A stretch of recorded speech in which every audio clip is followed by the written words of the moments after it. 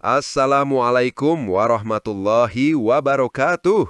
Yang saya hormati Bupati beserta jajaran perangkat daerah Kabupaten Penajam Pasir Utara, Koordinator Presidium Kahmi Kaltim 2024-2025, Ketua Majelis Daerah Kahmi PPU, para tokoh Kahmi dan Forhati baik dari Majelis Wilayah Kaltim maupun Majelis Daerah PPU, pimpinan organisasi kemasyarakatan pemuda, para mahasiswa, para alim ulama, akademisi, dan seluruh hadirin yang saya muliakan. Terima kasih atas kehormatan yang diberikan kepada saya untuk menyampaikan pandangan dalam dialog publik dan pelantikan pengurus Majelis Daerah Kahmi PPU dengan tema Sinergi Iman dan Ilmu Mewujudkan Peradaban Baru di Gerbang Nusantara. Paparan ini berangkat dari makalah saya berjudul Penajam Pasir Utara sebagai Beranda IKN, Strategi Pembangunan Berbasis Transformasi Agribisnis dan Penguatan Etika Sosial. Di dalamnya, saya memadukan teori pembangunan wilayah dari Gunnar Myrdal dan Otto Albert Hirschman dengan gagasan masyarakat madani dari Nurcholish Madjid serta nilai dasar perjuangan HMI tentang iman, ilmu, dan amal sebagai satu tarikan nafas.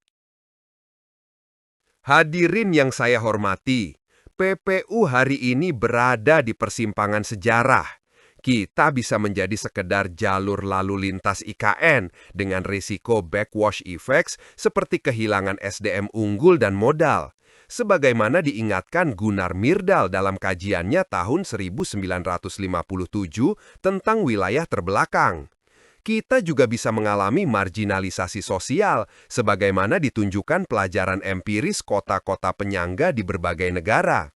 Tetapi, PPU juga bisa memilih menjadi beranda peradaban, menikmati spread effects, dampak sebar, berupa pasar baru, investasi, dan kesempatan kerja. Effendi dalam kajiannya tahun 2023 tentang kota penyangga IKN menegaskan bahwa hasil akhirnya sangat ditentukan oleh kesiapan kapasitas internal daerah.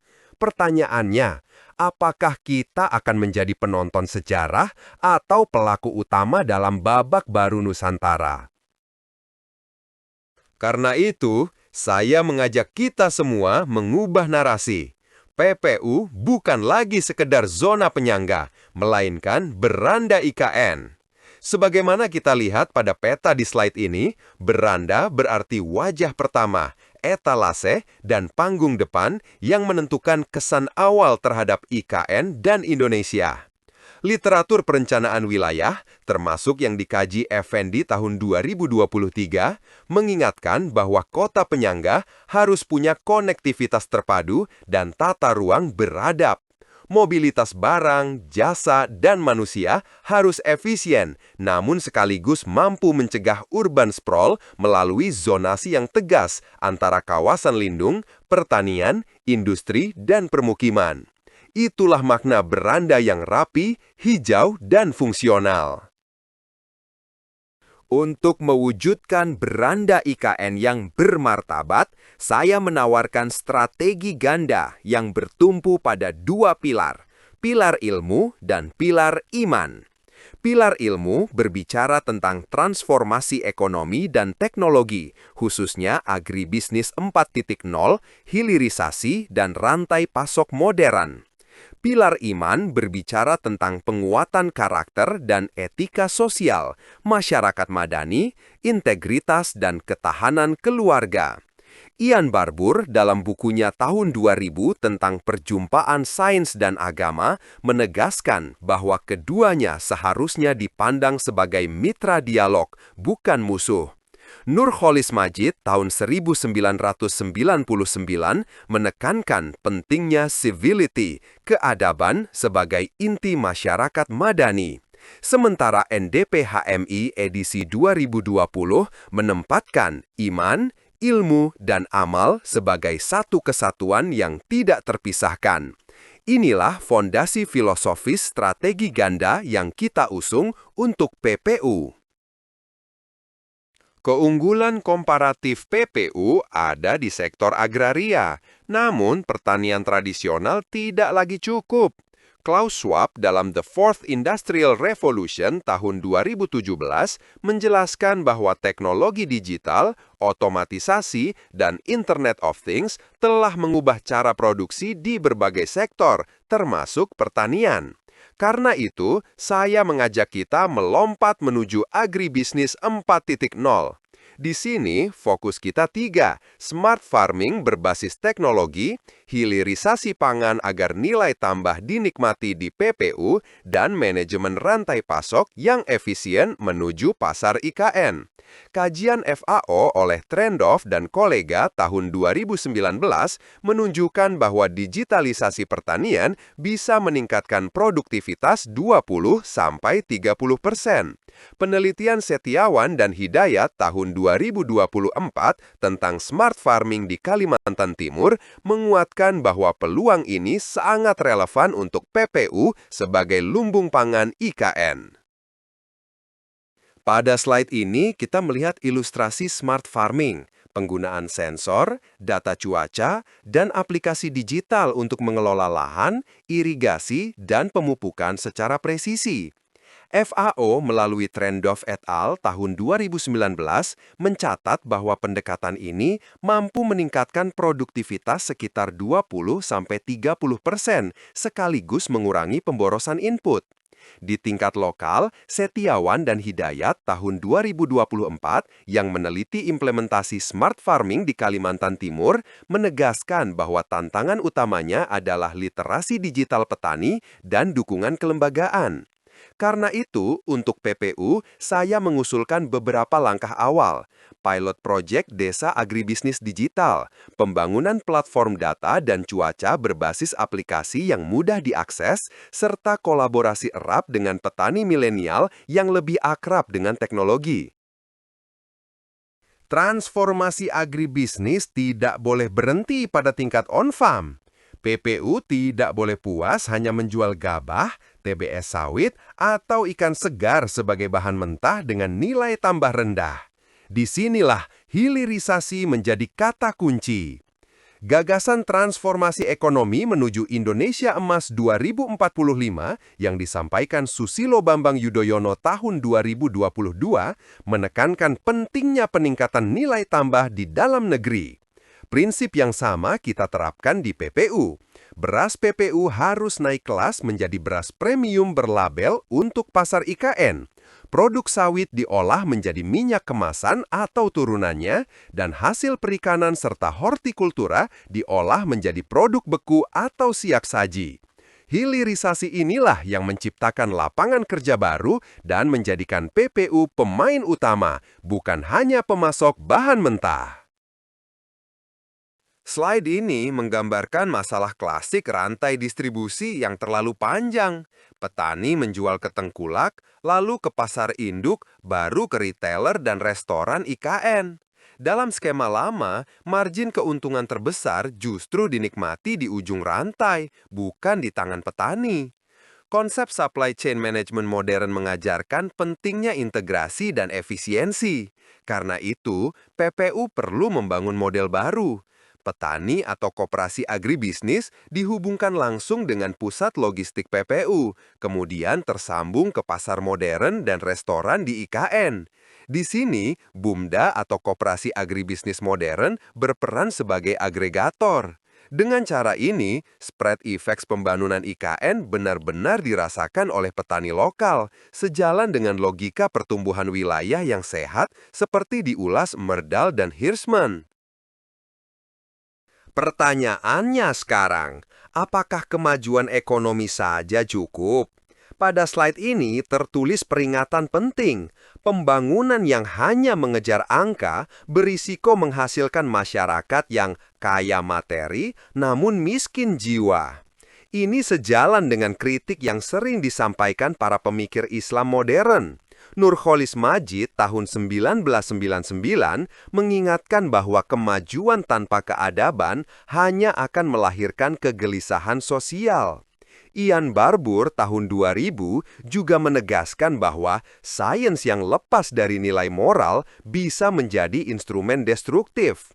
Dalam tradisi klasik, Al-Ghazali menggambarkan ilmu tanpa agama sebagai potensi kehancuran, sementara agama tanpa ilmu mudah jatuh pada fanatisme buta. Jadi, kalau kita ingin PPU menjadi beranda peradaban, tidak cukup hanya membangun gedung dan jalan. Kita harus membangun manusia dan jiwanya.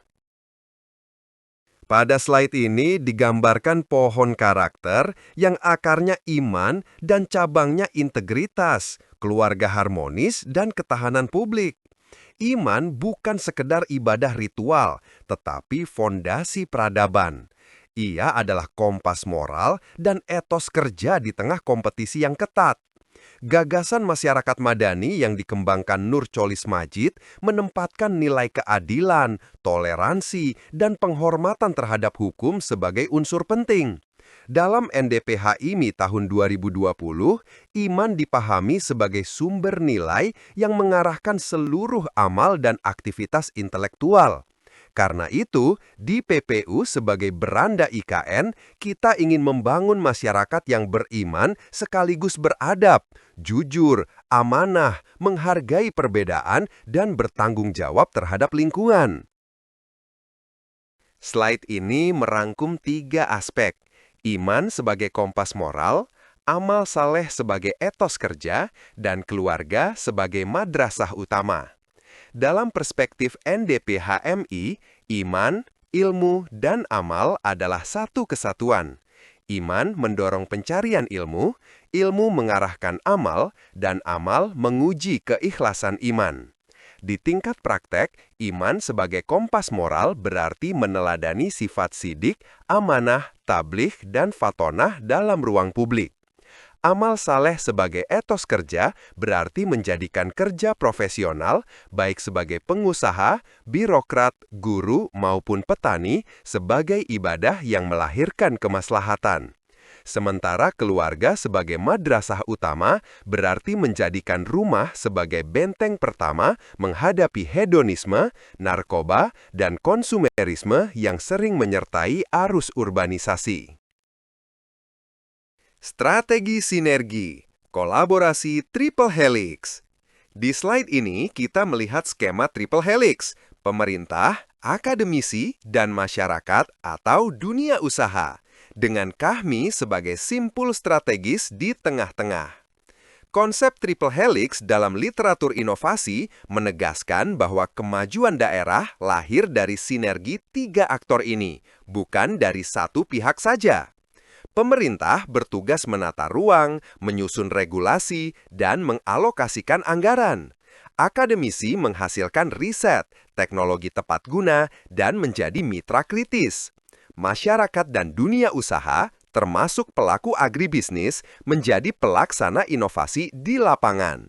KAHMI dengan jaringan alumninya yang tersebar di birokrasi, kampus, dan bisnis memiliki posisi unik sebagai penghubung dan akselerator sinergi triple helix ini di PPU. Slide ini menegaskan 3 peran strategis KAHMI. Pertama, penerjemah dan penyambung lidah. Menerjemahkan kebijakan pemerintah ke bahasa yang mudah dipahami rakyat, sekaligus menyampaikan aspirasi rakyat kepada pemerintah secara santun dan argumentatif. Kedua, inisiator kewirausahaan sosial, mengembangkan model bisnis agribisnis dan jasa yang bukan hanya menguntungkan, tetapi juga memberdayakan. Ketiga, teladan atau uswah hasanah, menjadi contoh nyata integritas, profesionalisme, dan moderasi di tengah perubahan sosial yang cepat. Peran ini sejalan dengan semangat NDP HMI dan berbagai literatur tentang kepemimpinan etis, bahwa elit intelektual tidak boleh hanya menjadi pengamat, tetapi harus terjun sebagai pelaku perubahan yang membawa rahmat bagi lingkungan sekitarnya. Rekomendasi strategis, 3 langkah konkret. Pada slide ini dirangkum 3 rekomendasi strategis yang juga saya tuliskan dalam makalah. Pertama, inisiasi pusat inkubasi agribisnis digital dan pengembangan desa binaan smart farming sebagai pilot proyek integrasi ilmu dan amal. Kedua, akselerasi kompetensi SDM lokal melalui beasiswa vokasi dan pelatihan berkelanjutan di bidang teknologi, pertanian modern, dan logistik. Ketiga, pembentukan forum kajian IKN sebagai think tank bersama Kahmi, Pemda, akademisi, dan pelaku usaha. Gagasan ini sejalan dengan pesan Yudhoyono tahun 2022 tentang pentingnya kelembagaan yang kuat dalam transformasi menuju Indonesia Emas 2045. Dengan 3 langkah ini, kita mulai mengkonkretkan strategi ganda yang tadi kita bahas, pilar ilmu dan pilar iman yang berjalan seiring. Mewujudkan beranda peradaban. Slide ini adalah visi besar yang ingin kita capai. PPU sebagai beranda peradaban yang unggul dalam ilmu, tangguh dalam iman, dan luhur dalam amal. Unggul dalam ilmu berarti PPU mampu menjadi pusat inovasi agribisnis dan kebijakan pembangunan wilayah. Tangguh dalam iman berarti masyarakatnya tahan terhadap godaan korupsi, spekulasi liar, dan dekadensi moral. Luhur dalam amal berarti setiap kebijakan dan usaha ekonomi diorientasikan pada kemaslahatan bersama. Visi ini sejalan dengan agenda transformasi ekonomi dan sosial menuju Indonesia Emas 2045 yang banyak dibahas dalam literatur kebijakan termasuk oleh Yudhoyono tahun 2022. PPU sebagai beranda IKN punya kesempatan emas untuk menjadi contoh bagaimana sebuah daerah bisa sekaligus modern, religius, dan beradab. Strategi ganda PPU sebagai beranda IKN. Slide terakhir ini merangkum keseluruhan paparan. Di sisi kiri, kita melihat tantangan PPU sebagai beranda IKN, mulai dari risiko backwash effects, tekanan sosial budaya, hingga ketimpangan ekonomi. Di sisi kanan, kita lihat solusi strategi ganda, pembangunan jalur ilmu melalui agribisnis 4.0 dan hilirisasi, serta jalur iman melalui penguatan karakter dan masyarakat madani. Di bawahnya, kita lihat mekanisme pelaksanaan melalui sinergi triple helix dan rekomendasi 3 langkah konkret yang tadi kita bahas. Kalau kita bandingkan dengan teori pembangunan wilayah Myrdal dan Hirschman, serta gagasan masyarakat madani dari Nurcholish Madjid, maka strategi ini sebenarnya ingin memastikan bahwa spread effects IKN benar-benar mengalir ke PPU, sementara dampak negatifnya kita kelola dengan iman dan etika. Dengan demikian, insya Allah PPU dapat tampil bukan hanya sebagai gerbang fisik IKN, tetapi sebagai beranda peradaban baru yang membanggakan Indonesia. Wassalamualaikum warahmatullahi wabarakatuh.